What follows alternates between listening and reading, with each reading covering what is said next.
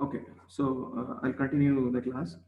So we were discussing the sequential covering algorithm. This algorithm should construct rules directly from the database. So it is coming under a direct method. Okay. So we were trying to understand how the for loop and while loop is iterating to help us construct the rules. Okay. So please remember we were in the first iteration of for loop, meaning that we are building rules for class y1. So class y1 should have appropriate rules. So we are trying to build rules for y1. So with the first iteration of for loop, we entered into the while loop. Now, who will exactly build the rules? The rules are actually built inside the while loop. So for loop is only identifying the class, that's it. So it will enter into the while loop. Inside the while loop, we have a function called as learn one rule. Okay.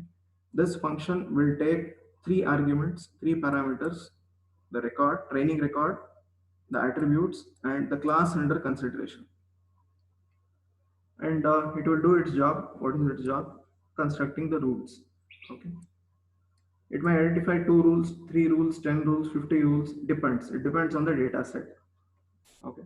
So if it is building 3 rules, it will run 3 iterations. If it is building 50 rules, the while loop will run 50 iterations. That's it. After finishing all the rules for this class y1, it will terminate. Okay, and it will come out. Okay. So once it comes out, we are not directly entering into the second iteration of for loop, meaning that we are not taking y2. So we are doing some other fine tuning or processing here. What is it? That is what was discussed before the disconnection. Okay. So try to analyze step 7 and 8.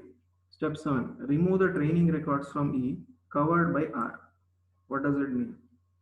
Okay, so I'll directly go to example. Consider this training record. Okay.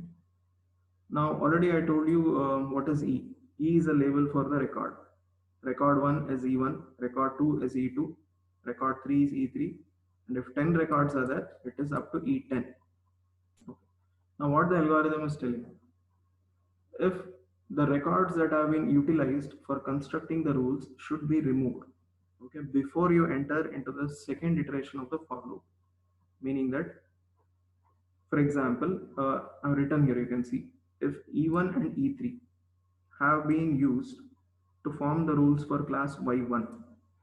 So among the 10 records, E1, E2, E3 up to E10, if E1 and E3 have been utilized to form the rule, okay, R1, R2, R3, it should be removed, that's it.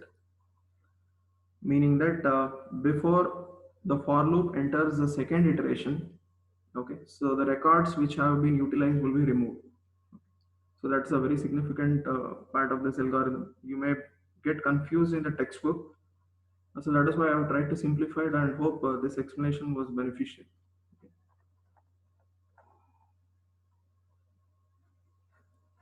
Next, now what will happen? We have completed with the while loop, iterating 3 times, 10 times, 20 times, depending on how many rules it will construct. Once done with it, it will remove those records which was utilized for constructing the rule, and it will go back to the for loop. Okay. Beginning of the for loop. Now the for loop will enter into the second iteration. Now what do you mean by for loop entering into second iteration? So already I explained. It means you need to take the second class. So what is second class here? Y2. You need to take this. Okay, you need to take the second class, and you need to start constructing the rules for class y2. And with this intention, we will enter into the while loop. Okay, we will enter into the while loop. The same thing is repeating. The while loop will utilize this function learn one rule for the remaining records. Please note, okay, for the remaining records, not all the records.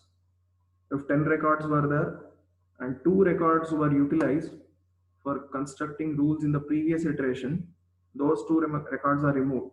Okay, so remaining 8 records will be taken, the attributes of those attributes and the class under consideration y2. Okay. So with these arguments, the learn one rule will construct the required rules. It will append it to this variable r. Okay. So like this, the for and while will keep on iterating, and by the end of all the iterations, so all the classes would be taken into consideration, y1, y2, y3, y4, and for all the classes, the rules would have been built using this learn one rule strategy. Okay, function, utilizing all these arguments. Now, what is this step 8?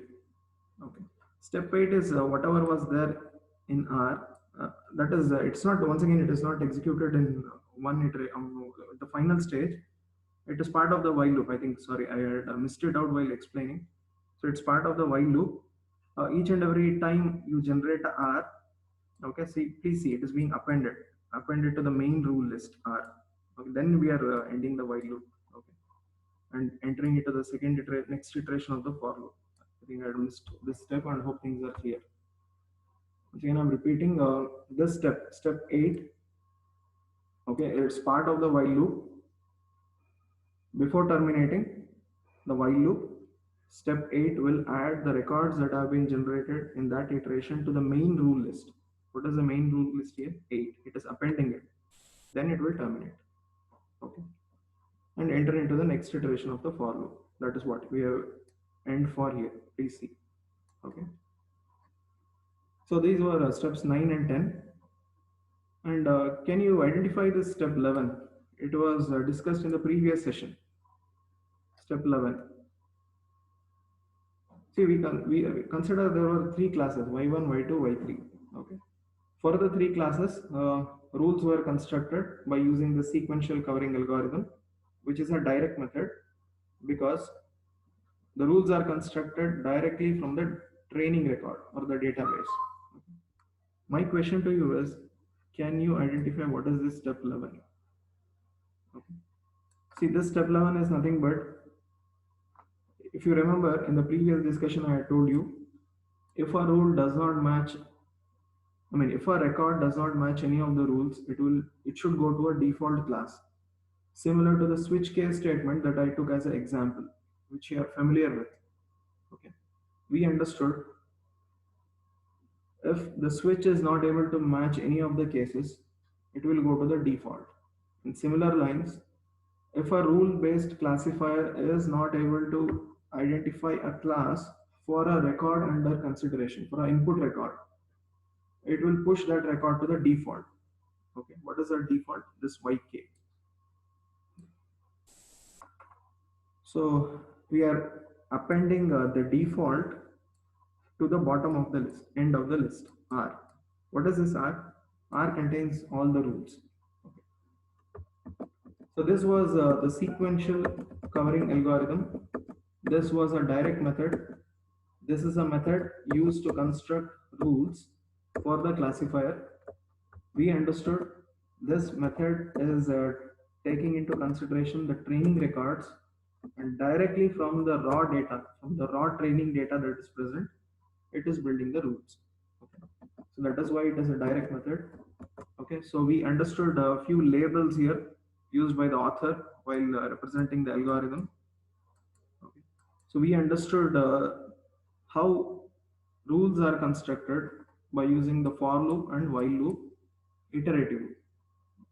The for loop was a representative of the class, and while loop is constructing the rules for the class using this function. Okay. And one more significant component of this algorithm is once a record is taken into consideration for building a rule, that record will be eliminated. Okay. So that we can avoid ambiguity. Okay.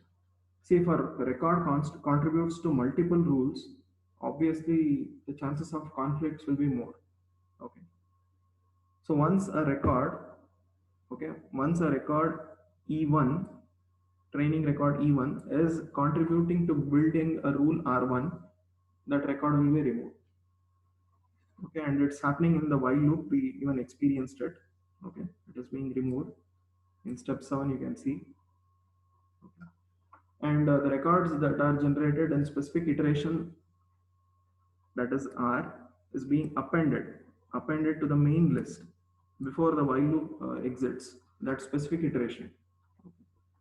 So this is how the for loop and while loop will work in synchronization, in cooperation, in coordination with one another, and ensure that for all the classes y1, y2, y3, the rules r1, r2, r3, r4, so it is built, ultimately helping us classify a record to a specific class. Okay. So this was the sequential covering algorithm. Hope you have understood this. It's a very simple algorithm, very interesting algorithm. With this knowledge, with this information, please try to explore the textbook. See, please do not touch the textbook without a listening. That is what I'm telling you from day one. Explanation is required. Okay. So with this knowledge, try to explore the contents in the textbook. Definitely, it will be a simple cakewalk for you, a simple flow in the textbook. So I believe that you understood whatever was explained with different examples, with different analogies. Okay.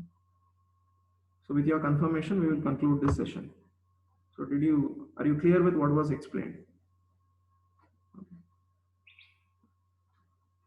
Please give your confirmation. Your confirmation is important for me to decide on the further course of flow. Okay. So in tomorrow's session, we will see indirect method. So in today's session, you saw direct method. Okay. So tomorrow's session, we will see indirect method. Okay. Indirect method for constructing the rule. So this will be the topic of discussion for tomorrow's session. Once again, it's very interesting, very simple, provided you will listen to the explanation that is being given here. Okay. And then try to explore the content, explore the knowledge in much more detailing and depth. So with this, I would like to conclude this session and thank you for your participation. Okay, please join tomorrow's session so that you do not miss the continuity that you have obtained now. So you have a natural advantage in this class. The advantage is you understood how rules are constructed. Okay, you understood the framework of it. So with this, you can try to fit in this indirect method framework to the framework that you have just now explored. Okay, so that is what I meant by a natural advantage. Connectivity between this session and the next session.